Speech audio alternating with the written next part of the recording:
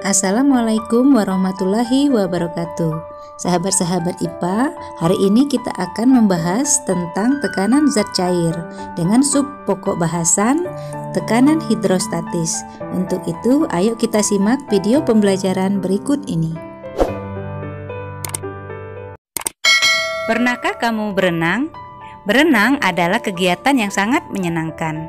Ketika kamu mencoba untuk menyelam ke dasar kolam, semakin dalam kamu menyelam, maka kamu akan merasakan gaya yang menekan ke tubuhmu semakin besar. Hal ini bisa terjadi karena adanya tekanan hidrostatis di dalam air. Tekanan hidrostatis adalah tekanan yang diakibatkan oleh zat cair yang tidak bergerak atau diam pada suatu kedalaman tertentu. Semakin dalam zat cair, semakin besar tekanan yang dihasilkan. Ayo kita perhatikan ilustrasi berikut. Tekanan zat cair pada titik C lebih besar daripada tekanan di titik B. Tekanan zat cair pada titik B lebih besar daripada tekanan di titik A.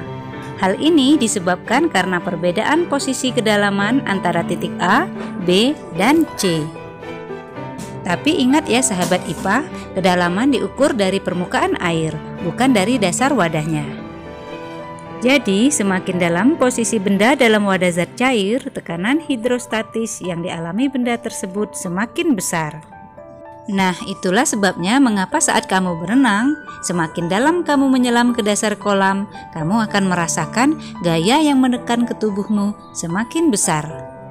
Untuk menghitung besarnya tekanan hidrostatis menggunakan rumus P sama dengan Rho dikali G dikali H, di mana P sama dengan tekanan hidrostatis dengan satuan Newton per meter persegi, Rho sama dengan massa jenis zat dengan satuan kilogram per meter kubik, H sama dengan ketinggian atau kedalaman dengan satuan meter, dan G sama dengan percepatan gravitasi dengan satuan 10 meter per second kuadrat.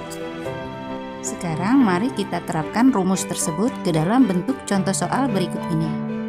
Soal, seorang penyelam menyelam dengan kedalaman 3 meter. Massa jenis air 1000 kg per meter kubik. Konstanta gravitasi pada tempat tersebut adalah 10 Newton per kilogram. Berapakah besar tekanan hidrostatisnya? Nah, di sini kita tentukan terlebih dahulu diketahui. Di sini penyelam menyelam dengan kedalaman 3 meter. Kedalaman menggunakan simbol H sama dengan 3 meter. Massa jenis air 1000 kg per meter kubik. Massa jenis simbolnya Rho sama dengan 1000 kg per meter kubik. Konstanta gravitasi simbolnya G kecil sama dengan 10 Newton per kilogram. Ditanya berapa tekanan hidrostatis? Di sini simbol tekanan hidrostatis P, H kecil. Tekanan hidrostatis sama dengan berapa? Lalu untuk menjawabnya kita gunakan rumus tekanan hidrostatis. P, H kecil sama dengan Rho dikali G dikali H. Rho nya 1000 dikali G nya 10 dikali H nya atau kedalamannya 3. Maka didapatkanlah hasilnya 30.000 Newton per meter persegi. Contoh soal nomor 2. Perhatikan gambar berikut. Seekor ikan berada pada akuarium seperti terlihat pada gambar di atas. Jika percepatan gravitasi G sama dengan 10 meter per second kuadrat dan massa jenis air 1000 kg per meter kubik, maka tekanan hidrostatis yang dialami oleh ikan adalah. Nah, di sini kita cari dulu apa-apa yang diketahui. Pertama yang diketahui yaitu ada sebuah akuarium di mana tinggi permukaan air hingga ke dasar air yaitu 0,8 meter. Kemudian diketahui juga ketinggian dari posisi ikan ke dasar air sebesar 0,2 meter.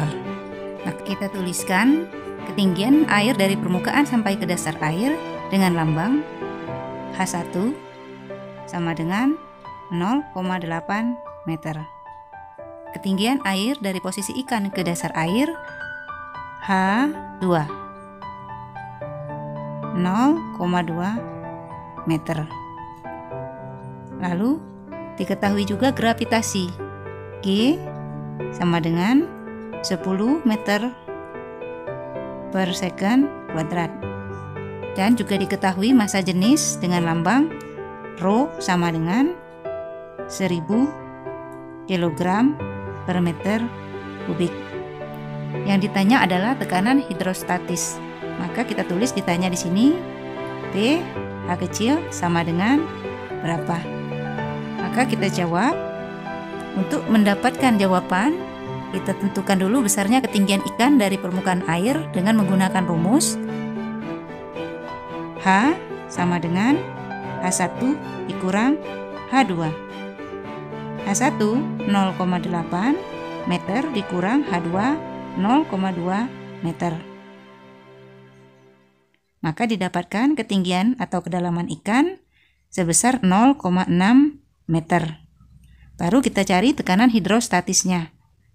Masukkan rumus P H sama dengan Rho dikali G dikali H.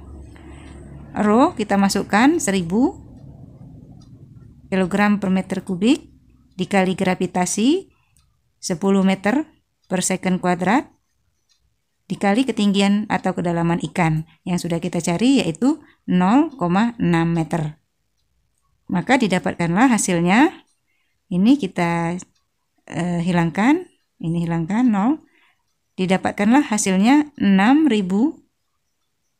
Newton per meter persegi.